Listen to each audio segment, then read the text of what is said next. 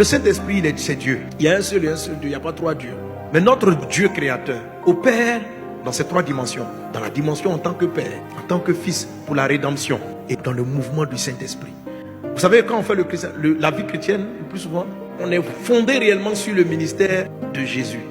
Mais est-ce que vous savez que même, en fait, il y a trois conversions? Il y a la conversion au Père, il y a la conversion à Jésus, il y a la conversion de l'Esprit. La plupart des chrétiens n'ont pas la conversion du Saint-Esprit. Ils ont le baptême, mais ils ne savent pas ce que c'est que se convertir à l'Esprit.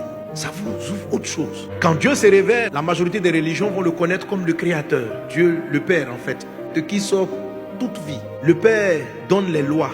Et toute l'humanité a péché. Le même Dieu, venu sous la forme du Fils, pour donner maintenant le pardon des péchés. Et dans sa troisième manifestation en tant que Saint-Esprit, c'est le Saint-Esprit qui fait le travail. C'est le Saint-Esprit qui est avec nous tout le temps. C'est le Saint-Esprit qui t'amène les songes, qui te donne les orientations. C'est par lui on possède les choses de Dieu sur la terre, par Jésus-Christ. C'est comme si tu vois une personne sous plusieurs facettes. Quand tu le vois par le dos, il a un dos qui est large, c'est une facette. Tu peux le voir de profil, tu vois encore une autre facette qui transporte encore un autre aspect de son charme, de sa beauté, de sa grâce. Il y a un aspect de notre Dieu qu'on appelle le Saint-Esprit.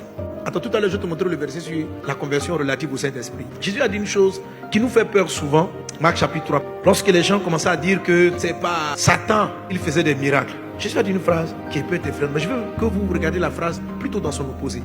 Je vous le dis en vérité, tous les péchés seront pardonnés aux fils des hommes et les blasphèmes qu'ils auront proférés. Mais quiconque blasphémera contre le Saint-Esprit n'obtiendra jamais de pardon. Il est coupable d'un péché éternel. Jésus parlait ainsi parce qu'il disait il est possédé d'un esprit impur. Autrement dit, Jésus est en train de dire, même si moi tu blasphèmes contre moi, c'est pardonnable. Contre Dieu le Père, c'est pardonnable. Contre le Saint-Esprit, on ne peut plus. L'opposé de blasphémer, c'est tenir en haute estime, c'est honorer.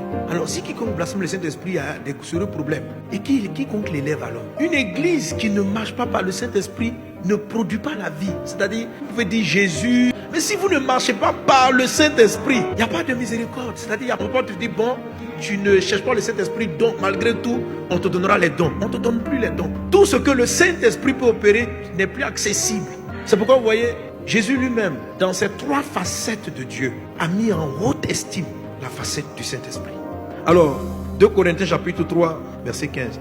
Jusqu'à ce jour, quand on lit Moïse, un voile est jeté sur leur cœur. Mais lorsque les cœurs se convertissent au Seigneur, le voile est ôté.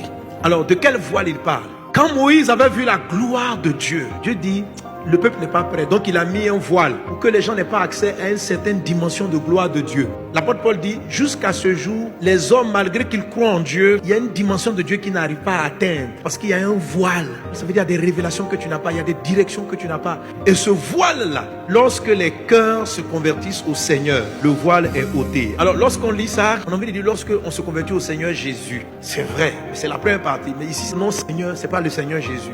Dis avec moi. Oh! Le Seigneur, c'est l'Esprit.